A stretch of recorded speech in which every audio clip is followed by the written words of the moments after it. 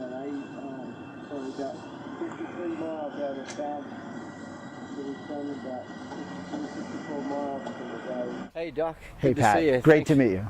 Yeah, thanks so much for your support with this. I really appreciate it. I need some work on my legs. They're tightening up big time, and if you can make me a little looser, I'd greatly appreciate it. Absolutely. So we've got to hurry up and get out of New York and then head on down to there and get. So, you know, it's just a matter of meeting all the timelines. Right.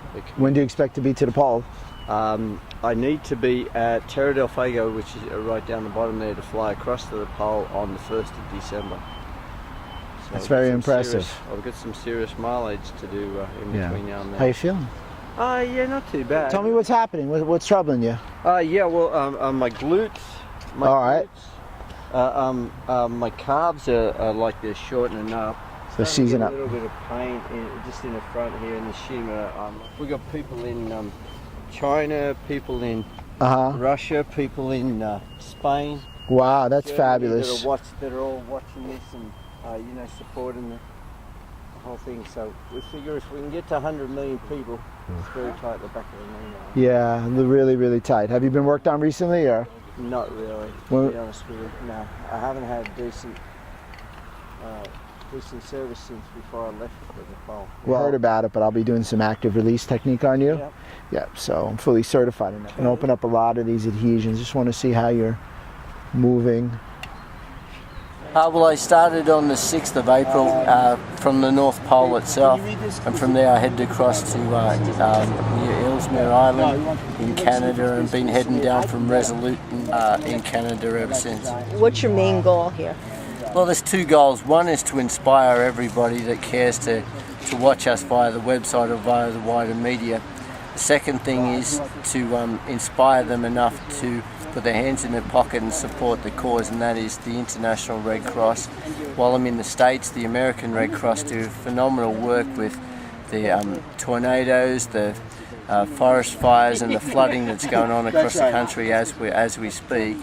And they can't do that without the support of people and it being first and foremost in people's minds when they're looking to support a charity. So the Red Cross is there for anybody and everybody that's in need, but it's important that we're there for them as well. Where are you from? I'm from Sydney, Australia, so I'm supporting the International Red Cross. So that's the Red Cross in Australia, the Red Cross in South America, the Red Cross in Canada, of course, and the Red Cross here in America. And if people want to make a donation to the Red Cross, they can do it two ways. They can either jump onto my website, which is pole2polerun.com, and click on the Red Cross icon, or they can simply text to make a $10 donation. If they text the word pole, P-O-L-E, if they text the word P-O-L-E, pole, to 90999, and they can make a $10 donation, and together we'll make a huge difference, and we might reach my goal of $100 million. My name is Dr. Robert Silverman, and I practice in White Plains. We're here in New York, in Chappaqua right now, and I'm a sports chiropractor, and we've been assessing Pat's muscular system right now, and we're trying to give him as much freedom in the muscles and the joint as he. How'd you come up with the idea? Well, I've run across America twice, and I've run around the whole of Australia and done parts of the Great Wall of China, and different runs throughout the world. So I needed something bigger that would be equivalent to the task that I was trying to achieve, and that is to raise the money that I need for the Red Cross. So I figured nobody's ever gone from one end of the earth through to the other continuously, so I'll give that a shot, and that's where it all came from. Did you do a swell calculation on how much to hydrate? Working on about 500 mils every let's say 3 mile. Interesting. Yeah, that's real taut right there. Yeah. How about the calories per day? You counting? Well, I'm not taking in enough. I need to take around 8 to 8,500, and I'm nowhere near it. I'm only just touching a bit above 4.5, which is just crazy. Yeah, how much weight have you lost? I'm having trouble putting it on. I lost about 7 kilos on the ice. I've stabilized since I got off the ice, but I haven't been able to put it on. But I have stabilized, so That's good. Have you been cramping at night? Are you all right with your electrolytes? Sometimes I'm cramping, not so much cramping, but very tight in the calves. And my calves have been painful, so it's preventing me from getting too much sleep. Yeah, I would suggest opening. I'm going to go after your hip flexor here because I believe if I loosen your hip flexor, you'll see a difference in the length of your hamstring. So I'm going to ask you to turn on your side, face that way. Terrific. And you may have had this done, so I'm going to keep this one straight. I'm going to have you bend, and we'll make a little practice run. I'm going to bring this back, and I'm going to straighten it and then drop it. Yeah, so let's do this. Make a nice little contact in there, my friend. Yep. And I'm going to bring you back. And then let's drop it. Bring your leg back, all the way back. And straighten, straighten, straighten, straighten, and you drop it down. And drip that right arm, bring it over your head now.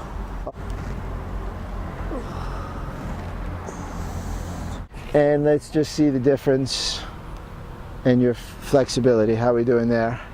Yeah. What's your normal flexibility before you decided to do all this? It wasn't good. It wasn't good. I've never been very flexible. I should stretch more. Now, you have to tell me, how in God's name do you run so much? Good question. It's a good question, right? I know, I just found it's something I could do, so I go with it. How did you train for this, man? This specifically for the Polar Ice Cap, I dragged tyres around Central Park, New York, and when I was back home in Australia, along the beaches in Sydney. That was to get used to dragging a sled for the ice. And then aside from that, I would run a marathon a day in training as well. Now you do 2 a day minimum, am I correct? I'm doing 2 a day, yeah. So you're doing 52.4, am I correct? Yeah, something like that, yeah, 52, 53. I'm not nearly done. I just want you to stand up and try it, see how that feels.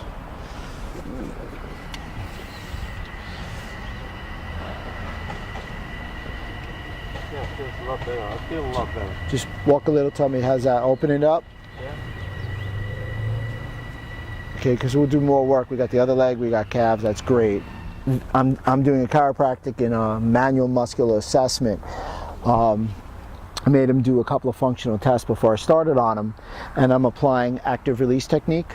It's a patented soft tissue technique that is known probably worldwide at this point to break muscle adhesions up, short, tight, tense muscles.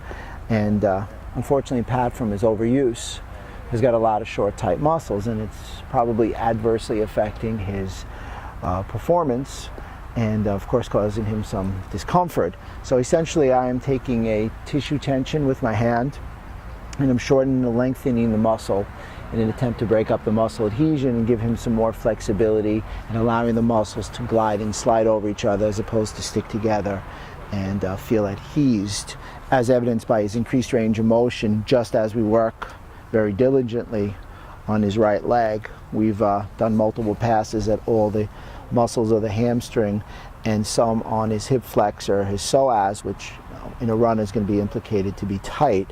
We're now going to get on his inner thigh and then get to his calf, and we've only worked on one side. Most people don't, I don't know anybody who does the volume of work that Pat does, because he's running 2 marathons a day, which is phenomenal.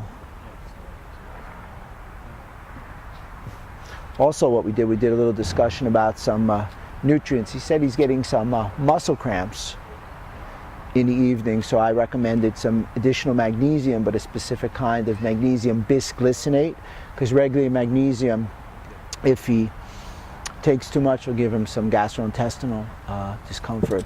So the bisglycinate will do a good job, and that should be in a ratio of 2-to-1 for the calcium. I can get that for him. It's just amazing, and it's just a show of his tremendous willpower and determination.